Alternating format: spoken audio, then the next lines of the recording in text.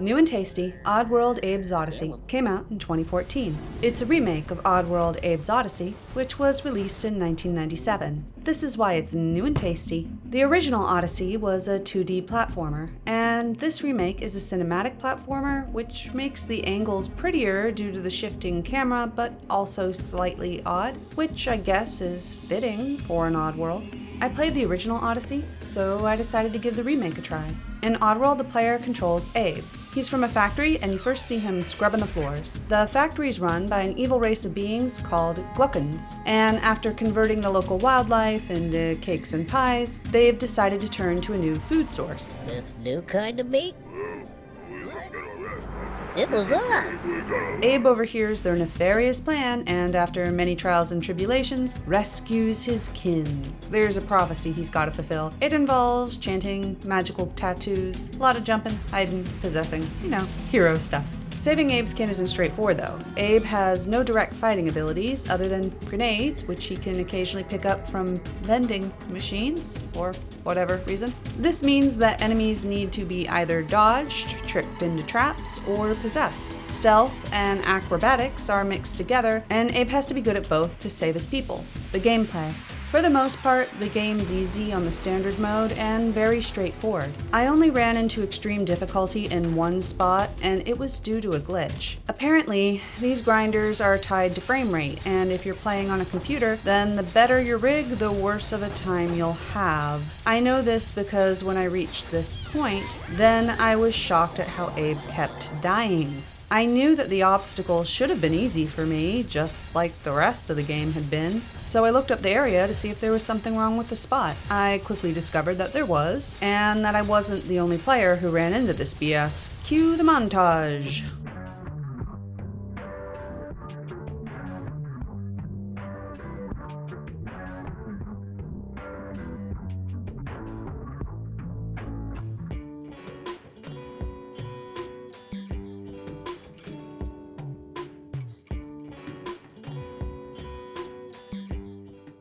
On the surface, it looks easy enough.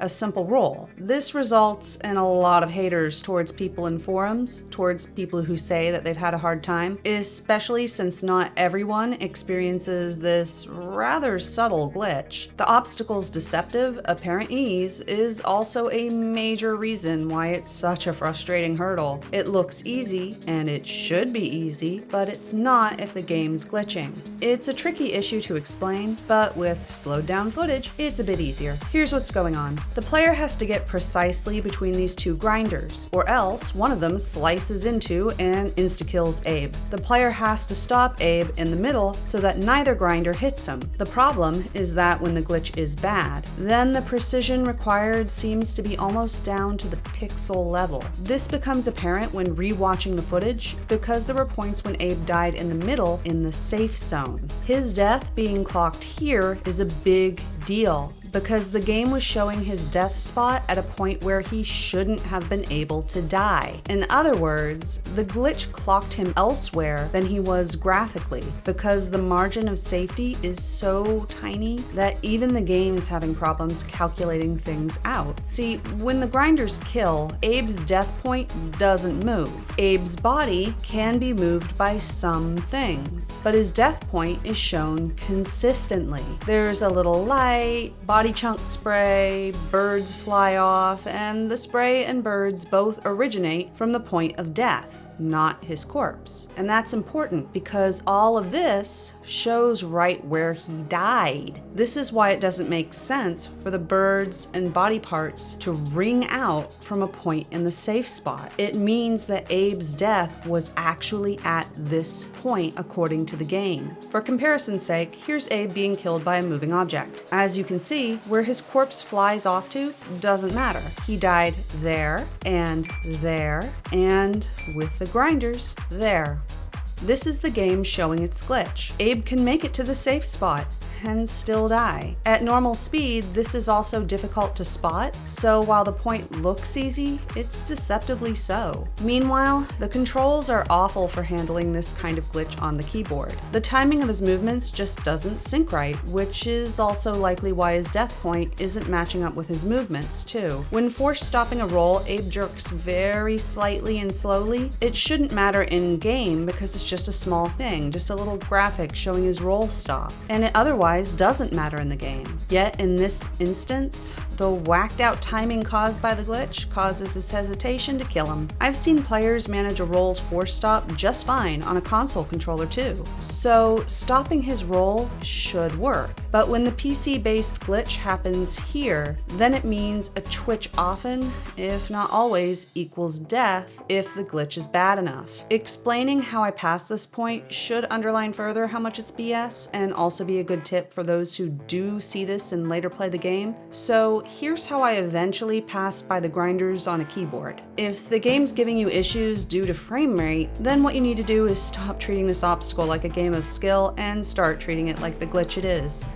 In other words, it's not the game playing with you, it's the game playing with you. First, sneak crawl back a little bit and quick save. Crawling slowly is important because you have to hit the required range just right. This is about pixel distance. Time your roll correctly to get under the grinder, and try to roll a standard loop. If your timing's correct, then you should either clear the first grinder or almost clear it, or maybe go a little bit too far once the roll's concluded. If you got an almost and died, then your placement was wrong. Load your quick save, sneak crawl back or forward a little bit more to adjust for where you didn't go far enough or went too far, and try again. Abe will probably get chopped up a few more times, even with perfect timing. However, getting to the middle will happen easily when you hit just the right pixel distance to have a standard roll auto stop in the precise right spot. It'll look so easy that it'll be kind of annoying after all of that work finding the sweet spot, and that's it. A stop point for a spin cycle that you just have to both place and time just right. Even a few pixels off results in Abe Chow. And by the way, what's really ridiculous is that in other parts of the game, which were meant to be hard, the difficulty's nothing compared to this should have been minor obstacle. This level of required precision is extreme, and it's not required elsewhere in the game. Based on what I read after discovering that it happened to others, it's an annoying memory for many. Altogether, the glitch is really bad, and it stands out. Dealing with it was distracting as well as frustrating too. In fact, I became so frustrated that I didn't notice when my recording stopped. But at least you can see that I did make it. I noticed my recorder stopped after I cleared the first grinder, and I restarted the recorder. It was a moment though. After all that hassle, I wanted dealing with it fully shown. But I didn't want to re-record due to another stupid game-related issue. The saving mechanic.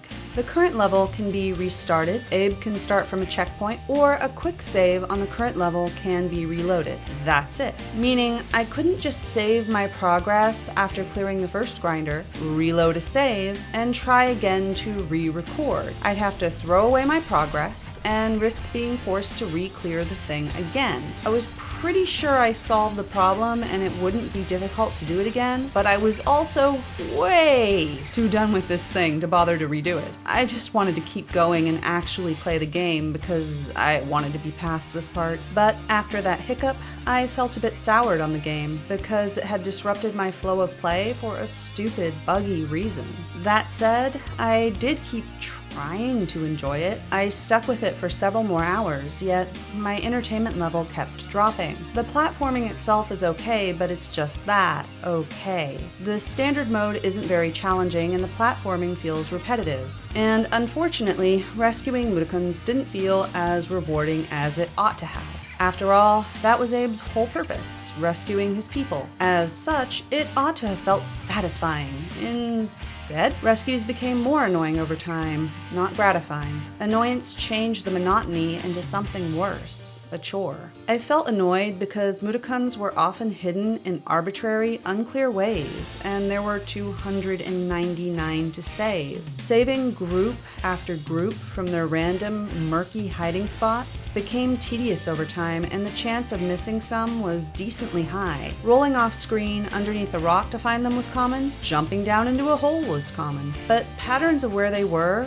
weren't consistent, and checking everywhere felt like a hassle instead of a treasure hunt. For example, should you jump down there? Are there Mudokons? Well, spots that aren't safe are labeled, so it makes sense that maybe there's a hidden zone. Leap? Oops. No, the devs just didn't mark that one. What about there? Yep, Mudokons. Similarly, it's difficult to see into that corner. Are Mudokons there? Yes. Here? No, he rolled into a wall again. Should I check up there, despite the enemy? Yes. Down here? No. Okay, now do this dozens and dozens of times. As if the checking wasn't a tedious enough mechanic, there was also the constant concern of missing a spot because of the save issue. If you go to another game level, then any Mudokons that are still left in the previous level die, and the player's quick save is deleted to prevent backtracking. Being unable to go back and forced to continue means that searching for Mudokons also has an unfun pressure tacked onto it. However, it is worth mentioning that the levels can be redone via the chapter select screen on the main menu. It's just that you either have to redo everything or nothing, and there's no choice about that. There's also not always a reliable guide to let the player know if a spot was missed. If there was even an overlay which said something like 5 out of 25 still left to find, and you knew for sure how many Mudokons were on a level, then it'd feel less like tiresome, possibly futile searching. Instead, there are sometimes directories, and not all levels have these either. So altogether, the lack of clearly defined hero goals, combined with a punishing no return mechanic, felt lame instead of rewarding, and that mechanic feeling tiresome in an already repetitive platformer made the gameplay feel even more humdrum, which was disappointing. Eventually, I accidentally got some Mudokons killed, and I didn't even notice. I cared that little. Until then, I'd been trying to have a perfect zero casualty record, and I was doing well. After that, I became less interested in finding every Mudokon I could. It was easy to clear zone after zone, and they all kind of blended together. Saving them felt like more and more of a chore, and I was bored with it. When I finally noticed that the casualty number on the board had gone from 0 to 7, then my reaction was an annoyed one. I didn't want to redo the level, but I'd already passed a couple of checkpoints and quick saved. I then noticed just how many Mudokons were left to save and felt disappointed. I realized that since my reaction was that many left, instead of yay, that many left, that the mechanic wasn't being very fun. Any fun that had been in the mechanic was gone. That made me decide to stop playing. After all, saving them is the core concept of the game. Abe the Savior. The platforming itself is just okay. It didn't seem great to continue it if the goal it's accomplishing is being repetitive and boring. The gameplay needed boosts to be good, and the goal being cruddy was going in the opposite direction. And to be clear, I have liked platformers in the past. It's not a platformer thing. It's just that the platforming here is pretty mediocre. The same obstacles are dodged, sligs and slogs are the constant enemies, sometimes paramites and scrabs, but mostly sligs and slogs. And Abe can turn into one other form while saving cardboard cutout NPCs over and over again. It's a boring, repetitive escort mission. For comparison's sake, consider old school Mario Brothers. There are more enemy types, which means that they have different movement patterns required to defeat them. The varied power-ups feel like treasures. And sure, the princess is in another castle, but the concept behind Mario Brothers isn't leading 299 princesses to safety as they hide in sewers or wherever. So it's not that I dislike platforming in general, but that I think Oddworld's platforming is pretty bland even in comparison to really old games, because it's just too minimal and repetitive. And this is why other aspects of the game, such as the savior goal, needed to feel more entertaining. Saving Moo-Dawkins feeling tedious was a big deal, because it was meant to be a pillar of fun, not an annoying chore. Final thoughts. Oddworld does both look good and sound good. The music was tense, blended in well, and added to the atmosphere, though I wouldn't listen to the soundtrack outside of the game. It also has good cinematics. Said our land was changing. Was imbalanced at best. He told me my fate was to rescue the rest.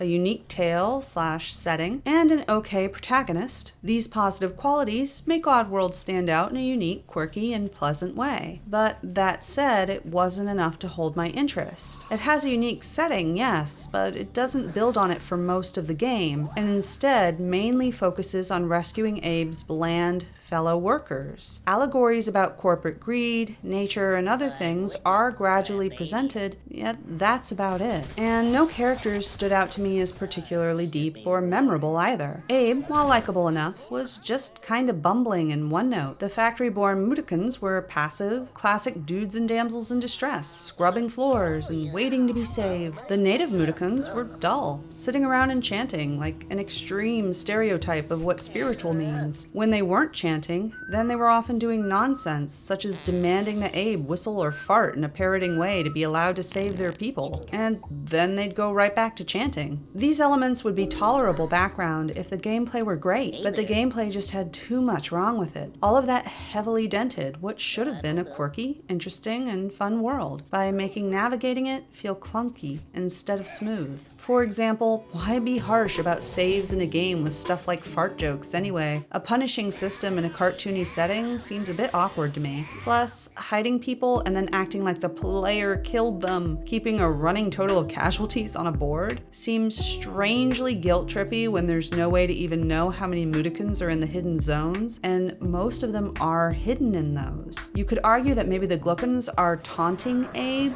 but that seems kind of weak since they're not really taunting him in other ways, and because it actually is something the player has to reference to know what's going on. It was also strange because many of Abe's powers are spiritual. When he has spiritual powers that can possess sligs too, then it seems even stranger that he wouldn't have some kind of connection with his people, sense their presence maybe. This could have been shown by a display that said how many were left in the zone too. So such a mechanic could have been reasoned into the game, and I think it would have been better for it. So while the world of Oddworld was kinda interesting, it wasn't interesting enough to be able to compensate for the mechanical issues that it had. Instead, I think that its problems both harmed the atmosphere of its setting and weakened its storytelling. Because of that, I stopped playing it after about 11 hours. It's supposed to take 15 to 20 hours to beat, and so I did play most of it, but my interest kept waning, and eventually, I had no interest in playing it for another 4 to 9 hours. I don't hate the game, but since it wasn't being enjoyable for me, there are games that I'd rather play, and I didn't see the point in continuing.